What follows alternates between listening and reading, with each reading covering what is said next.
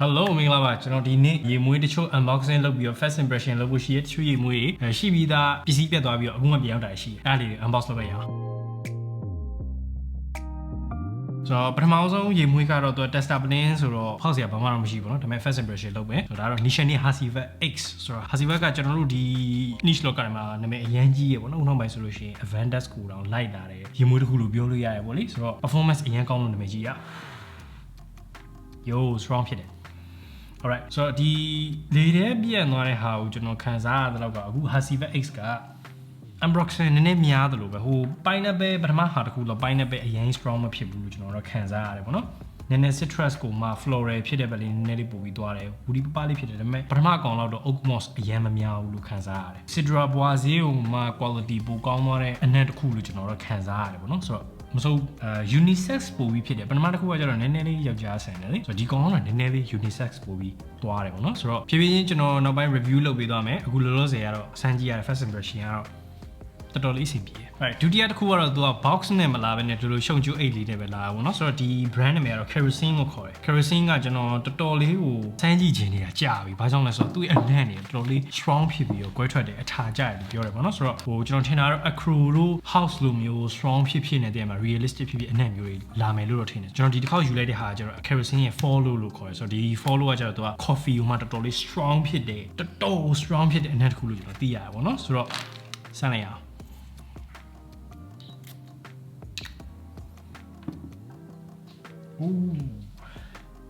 Oh, အဖွင့်ရနည်းနည်းကျန်းတယ်အဖွင့်နည်းနည်းကျန်းတယ်အဖွင့်သူ့အဖွင့်ရကျွန်တော်ဆွတ်လိုက်တာနဲ့ဘယ်လိုရလဲဆိုတော့ဟို coffee မှုတ်ကိုမှခက်ဆူဆူအနံ့ပုံစံမျိုးရတယ်ပေါ့နော်တော်တော်လေး strong ဖြစ်တယ်နည်းနည်းညစ်တယ်နည်းနည်းညစ်လေးသွားတယ်maybe Savat coffee လို့ပါအဲ့လို style မျိုးညာလားမသိဘူးဒါပေမဲ့လေထဲနည်းနည်းပြန့်သွားရင်တော့တော်တော်လေးအဆင်ပြေလို့ပြောလို့ရတယ်ပြီးတော့ဟို realisticပိုပြီးဖြစ်တယ်လို့ပြောလို့ရပါဘောနော်အခုချိန်မှာကျွန်တော်စီမှာရှိတဲ့ coffee ထဲမှာ realistic အဖြစ်ဆုံး coffee ဆိုလို့ရှိရင်၃မျိုးကဒီ Stranger Perfumery ရဲ့ roasted coffee ရဲ့ acro awake ရဲ့အခုဒီကောင်နဲ့ဆိုရင်၃ခုဖြစ်သွားမယ်ပေါ့နော်ဆိုတော့ဒီကောင်ကတော့မှ realistic အဖြစ်ဆုံးဖြစ်မလားမသိဘူး Yeah ဆိုတော့ coffee စီ coffee မှုတ် coffee လှော်ထားတဲ့အတိုင်းကွက်တီထွက်လာနည်းနည်းညစ်တယ်ဒါပေမဲ့ဟို dry down ရောက်ရင်တော့ပို့ပြီးတော့ smooth ဖြစ်ပြီးငြိမ်သွားမယ်လို့ထင်တယ်ပေါ့နော်ဆိုတော့ဒီကောင်ကတော့ကျွန်တော်သိရတော့ဆိုလို့ရှိရင်တစ်ချက်ဆွဲရင်တော့မှ2ရက်လောက်ဆွဲနေမယ်ဒီမျိုးတစ်ခုလို့ကြားတယ် right ဆိုတော့3ခုမြတ်ကြည့်လိုက်ရအောင်ဒါကတော့ long ala rose ကျွန်တော်အရင်တော့ရှိပြီးသားရေမွေးတစ်ခုပဲဒါပေမဲ့ဂျိုင်းမှာကုန်သွားတာတော့ကြာပြီဖောက်လိုက်ရအောင်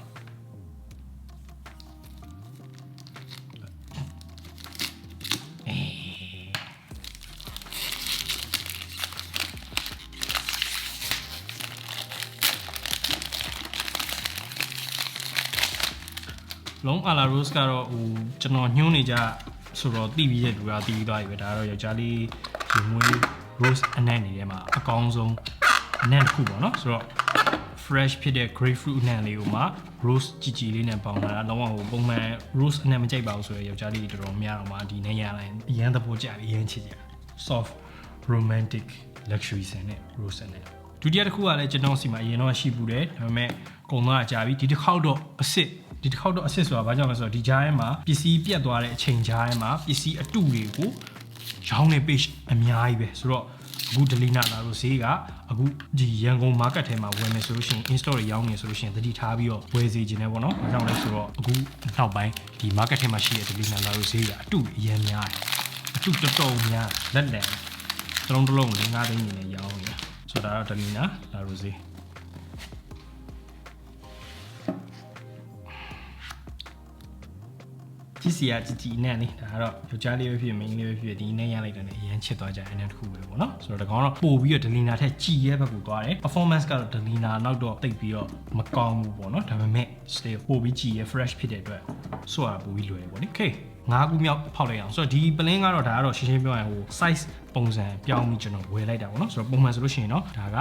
Sara U ကိုမှကျွန်တော်100 ml ဝယ်တာများတယ်ဒီတစ်ခေါက်ကကျတော့ဒါ Sara U မှာကျွန်တော်50 ml လေးဝယ်တာဆိုတော့ဒါတော့သူ့ရဲ့ plane လေးတေးလေး50 ml Sara U လေးချစ်စရာလေးအကြုံတေးလေးချစ်စရာလေး plane လေးကတော်တော်ချစ်ဖို့ကောင်းတယ်50 ml size တွေထင်တော့မထင်ရအောင်နော်တေးလေးနဲ့ချစ်တယ်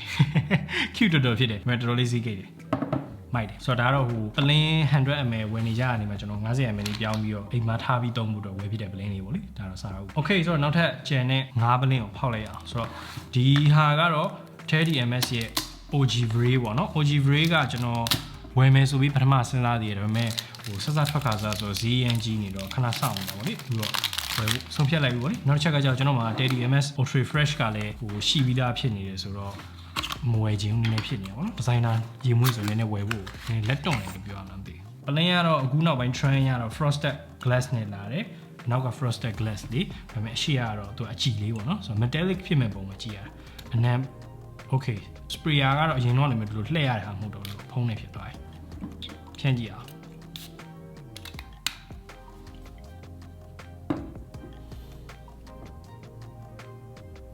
fresh bright citrus mineral နည်းနည်းလေးဆန်တော်တော်လေးကြည်ရ orange နဲ့နေကြည်ကြည်လေးပဲ Festival လည်းနည်းနည်းလေးနောက်ဆုတ်ထားပြီးတော့အနေတော်လေးပဲသုံးတာမစိုးဒါတော်တော်လေးဟိုပူတဲ့ရက်တွေမှာဆွတ်လို့ကောင်းမယ်ပြီးတော့ vacation တွေပါထွက်လို့ရှိရင်တော်တော်လေးဆွတ်လို့ကောင်းမယ်အနေနဲ့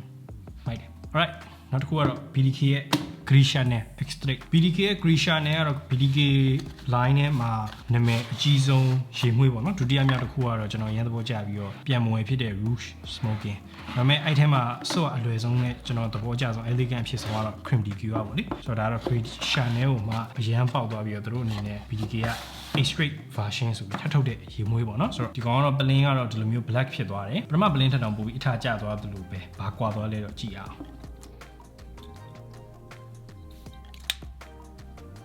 အဝေးကနေလမ်းမရှိလိုက်လို့ရှိရင်တော့ဒီ Grisha နဲ့ style မျိုးပဲပေါ့နော် sandalwood ကိုမှ cardamom ပေါင်းထားပြီးတော့ soft ဖြစ်လေးသွားထားတယ်ဒါပေမဲ့ iris လေးပါသွားသလိုပဲနည်းနည်းလေးတော့ dark ဖြစ်သွားတယ် Grisha နဲ့တော့အရင်ကြီးတော့မကွာသလိုပဲဒါပေမဲ့ဒီကောင်တော့နည်းနည်းလေးပိုပြီး creamy ဖြစ်သွားတယ်ပေါ့နော်ဆိုတော့ဆော့ကလွယ်တော့မယ် maybe ဒီကောင်ကညပိုင်းအနေနဲ့ပိုပြီးလိုက်လိမ့်မယ်ပထမကောင်တော့ light တော့မဖြစ်ဘူးဒါပေမဲ့ဟိုနည်းနည်း short ပြီးဆိုမယ်ဆိုလို့ရှိရင်တော့ Decant တို့ Decant exclusive တို့လိုမျိုးတစ်နှစ်ပတ်လုံးဆွလို့ရတဲ့အနေထားမှာတော့ရှိတယ်ဒါတော့ first impression ပေါ့နော် Grisha နဲ့ X-ray နောက်တစ်လုံးဒါကတော့ကျွန်တော် collection အသစ်ထွက်တဲ့ထဲမှာ3ခုမှာကျွန်တော်ပထမဆုံးတစ်ခုဝယ်တာပေါ့နော်အဲ့ဒါကတော့ဘာလဲဆိုတော့ M+ Black Tea ဆိုတော့ Molecule O1 brand ကဒီ M+ line ထဲမှာဆိုရင်တော်တော်လေးမိုက်တာ M+ Mandarin တော်တော်ကောင်းတယ်ပေါ့နော် Iris လည်းကောင်းတယ် Patchouli ကတော့ကျွန်တော်အကြိုက်ဆုံးပဲအခုကတော့တို့အသစ်ထွက်တဲ့ဟာ3ခုရှိရယ် Black Tea ရှိရယ် Ginger ရှိရယ် Guayabwood ရှိရယ် Guayabwood နဲ့ Ginger နဲ့ကတော့ကျွန်တော်ကြိုက်လားမကြိုက်လားမသိသေးတော့ကျွန်တော်ခဏတော့စောင့်ပြီးတော့မှဖြည်းဖြည်းချင်း AC% ရှိရမှာပဲပို့တော့မှဝယ်လို့ပေါ့နော်ဒါပေမဲ့ Black Tea ကတော့ကျွန်တော်တော်တော်ကြီးစိတ်ဝင်စားတာဟုတ်လို့ချက်ချင်းဝယ်လိုက်တယ် plain ပေါ့လေဆိုတော့အခုကျွန်တော်လက်ထဲတော့ရောက်ပြီဆိုတော့ဒါကတော့ Eccentric Molecule ရဲ့ Molecule O1 Black Tea first impression ကြည့်အောင်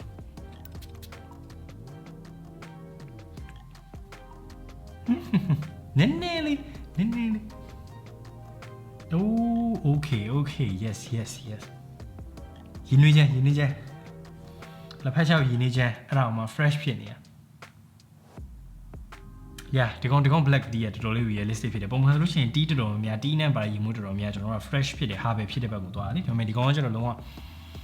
ဒီလက်ဖက်ချောက်ရဲ့6သွေးတဲ့အဲ့လို dark ဖြစ်တဲ့မိုင်းအနံ့လေးကောင်းပါတယ်မိုက်တယ် relaxing တော်တော်လေးဖြစ်တယ်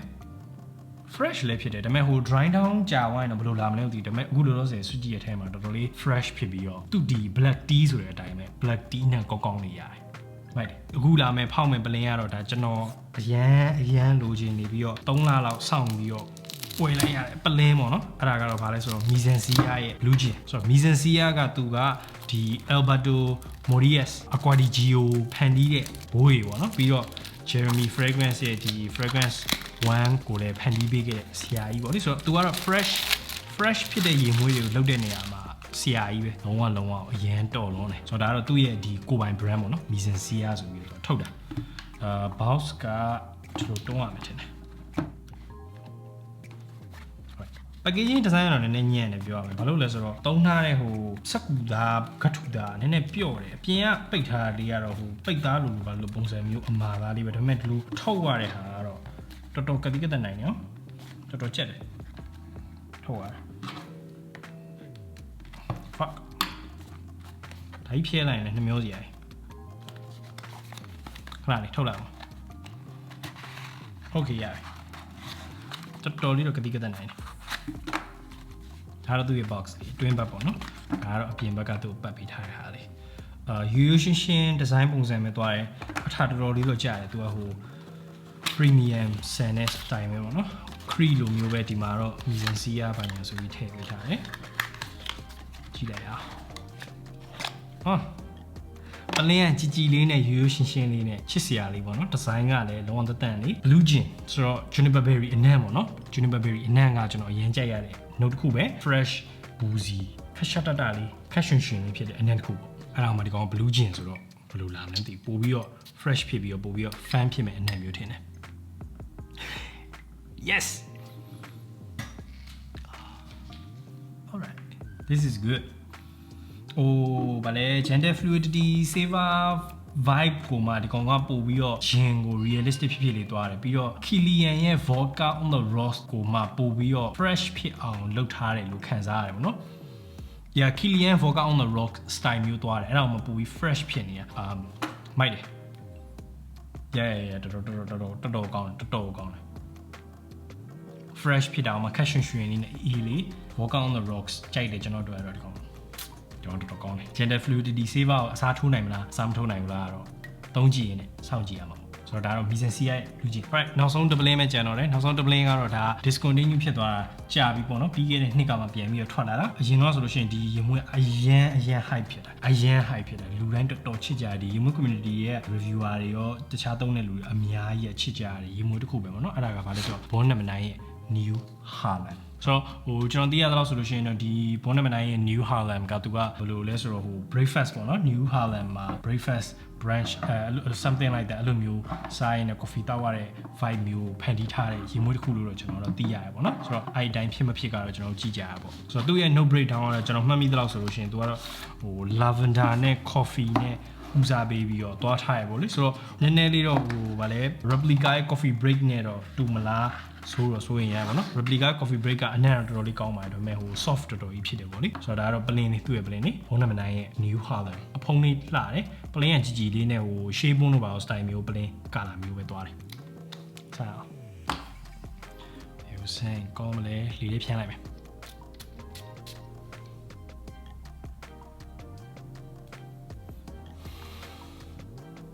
creamy lavender လောက lavender ကို creamy တော်တော်လေးဖြစ်တယ် coffee နံလေးကပလေးပါတယ်coffee မှာ dark ဖြစ်တဲ့ coffee မဟုတ်ဘူးနည်းနည်းlatte style ပုံစံမျိုးသွားတယ် soft ဖြစ်တဲ့ coffee မျိုးလေးညင်လေး cozy တော်တော်လေးဖြစ်တယ်clean လည်းဖြစ်တယ်နော်မိုက်တယ်နေ့တိုင်း daily wear လုပ်လို့ရမယ်အနံ့မျိုးဖြစ်လာမယ်လို့တော့ထင်တယ်စိတ်ဝင်စားစရာလေးဆိုတော့ဒီမစိုးတော်တော်စိတ်ဝင်စားဖို့ကောင်းတယ်ဆိုတော့ဒီကောင်လေးအနံ့ကိုတော့ကျွန်တော် update လုပ်ပေးမယ် coffee နဲ့နေတဲ့မှာသူကဆွတ်အလွယ်ဆုံးနေတွေကတစ်ခုဖြစ်လာမယ်လို့တော့ထင်တယ်ဆိုတော့ဒါတော့ Born Number 9ရဲ့ New Harlem အဲ့ဒါဆိုဒီ video close မလုပ်ခင်မှာနောက်ဆုံးအနေနဲ့ဒီအနံ့တချို့ပြန်ပြီးတော့ရှူကြည့်အောင်ဆိုတော့ဒါ Nishani Hasivat X okay so သူ့ပိုင်းနဲ့ပဲသုံးထားတာနည်းနည်းလေးထွက်လာပြီနည်းနည်းလေးရှက်တတလေးချင်းဆူဆူလေးသွားတယ်ဘယ်လိုမျိုးကျွန်တော်ခံစားရလဲဆိုတော့perfect vintage ဒီCreed Vantage ကိုကလုံးနဲ့ house ပေါ့နော်အဲ့ကောင်ရဲ့ perfect vintage ရဲ့ဒီပိုင်းနဲ့ပဲနှုံးနဲ့ဆင်နေရောပိုင်းနဲ့ပဲအနံ့မှာလုံးဝ juicy နဲ့ sharp ဖြစ်သွားတဲ့ style မျိုးလေး woody ပပလေးဖြစ်တယ်မဆိုပထမကောင်လောက်တော့ဘယ်လိုမျိုးအရင် woody မဖြစ်ဘူးအနေတော်လေးသွားတယ်follow တော်တော်ကောင်းတယ်နော် follow တော်တော်မိုက်တယ်ပထမအောင်ဆုံးကျွန်တော်ဆွတ်လိုက်တော့ရတယ်ညစ်တဲ့နဲ့လုံးဝပျောက်သွားပြီဒါပေမဲ့လေထဲမှာသူ့နဲ့ရှိနေတယ်ဒီ coffee အမှုန့်ကိုမှ roast လုပ်ထားတဲ့အနံ့ပုံစံမျိုးလေးတော်တော်လေးမိုက်တယ်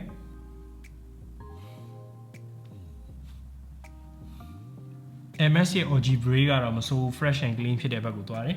ဒီ BDK ကတော့သူက creamy ဖြစ်တဲ့ woody ဖြစ်တဲ့အနံ့လေးဖြစ်သွားပြီ blue jean မိုက်တယ် blue jean ချစ်စရာလေ blue jean တော်တော်ကောင်းတယ် black tea လည်းမိုက်တယ်ရောလုံးဝတကယ်လက်ဖက်ချောက်အနံ့ပုံစံမျိုးဖြစ်သွားတယ်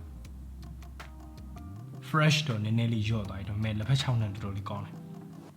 မိုက်တယ်